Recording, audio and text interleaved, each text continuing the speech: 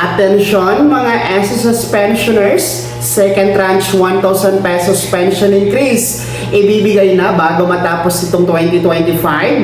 Ito nga ba ay matatanggap na sa ATM card ngayong December 31, 2025?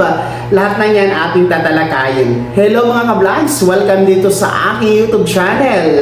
Kung saan po kayong dapat sa mundo, kumusta po kayo mga ka-vlogs? Well anyway, pag-uusapan po natin itong pangalawang tranche na SSS pension increase na inaantay po ninyo mga ka-vlogs, no? Sapagkat magtatapos na nga ang taon na ito 2025 at marami po tayong mga nababalitaan, napapanood at nababasa, no, na di umano ito ay matatanggap na, particular ngayong December 31, 2025. No, ito di umano ay makikredit na sa inyong ATM card. Well, yan po ang ating lilinawin sapagkat kung atin pong titingnan ang mga abiso at anunsyo ni SSS sa kanilang official Facebook page, sa website nila, wala pong ganoon na anunsyo o abiso.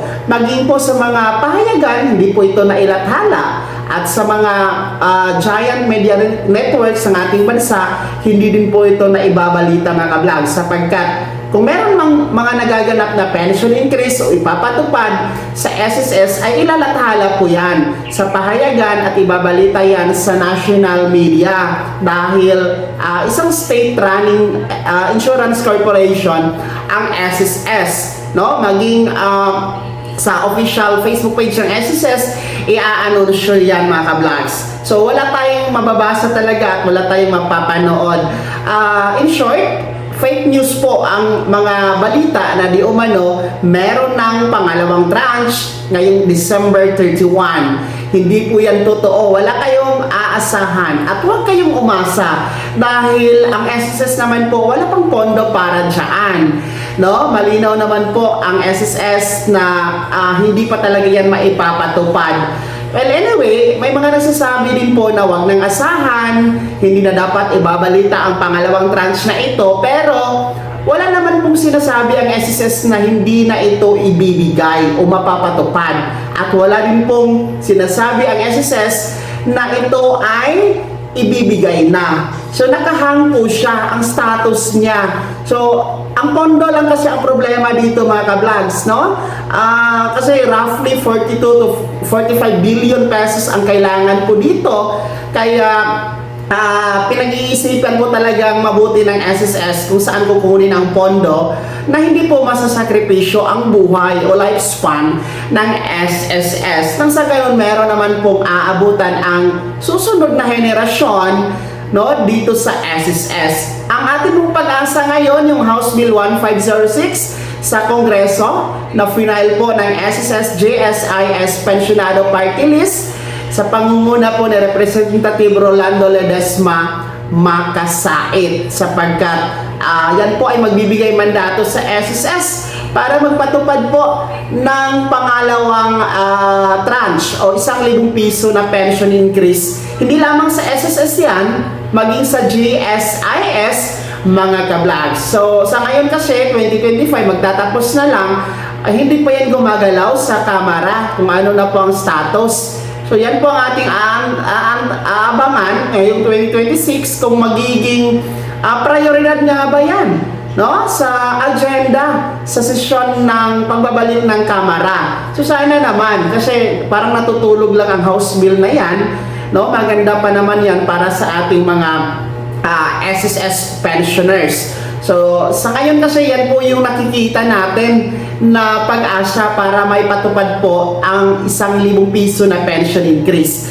Gayon pa man, meron naman po tayong pension increase na naganap last September, no, nitong taon 2025. Pero yun po ay under sa SSS Pension Reform Program, which is 10% pension increase para sa ating mga retiree pensioners and total disability pensioners. Samantalang 5% pension increase para sa ating mga death or survivor pensioners. By percentage po yun. Ibig sabihin, kung malaki ang pensyon na tinatanggap mo, malaki din po ang dagdag na makuha ninyo. Halimbawa, yung pinakamababang pensyon ni SSS, which is 2,220 pesos, ang dagdag noon is 220 pesos. So, magiging 2,440 pesos na po siya. So, ganun po yun siya. Then, mauulit muli yun, no? Magkakaroon muli ng dagdag na 10% or 5% ngayon pong September 2026 at ang panghuli ay September 2027. So, yun po yung SSS Pension Reform Program. 3 taon na magkasunod na pension increase. Kaso lang, tuwing Setyembre lang, hindi po siya buwan-buwan.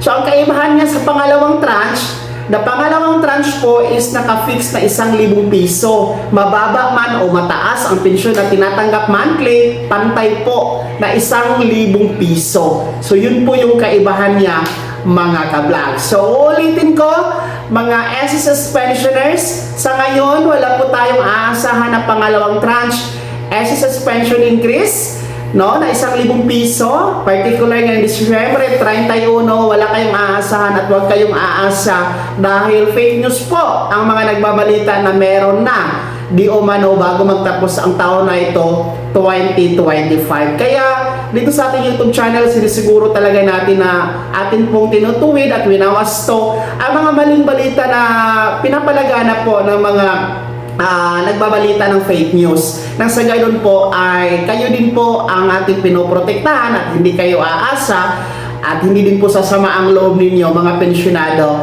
ni SSS. Kaya naman mga SSS pensioners, ano po yung komento at reaksyon sa balitang ito? Ibahagi niyo po sa comment section na nasa baba, pagkilakip ng buong pangalan at kung taga saan kayo. Paki-subscribe naman kung di ka pa nakasubscribe o baguhan ka pa sa aking channel at paki-click ang notification bell, ilagay niyo po sa all para una ka sa mga balitang i-upload ko. Advance Happy New Year! God bless! Mag-ingat po tayo mga ka-vlogs.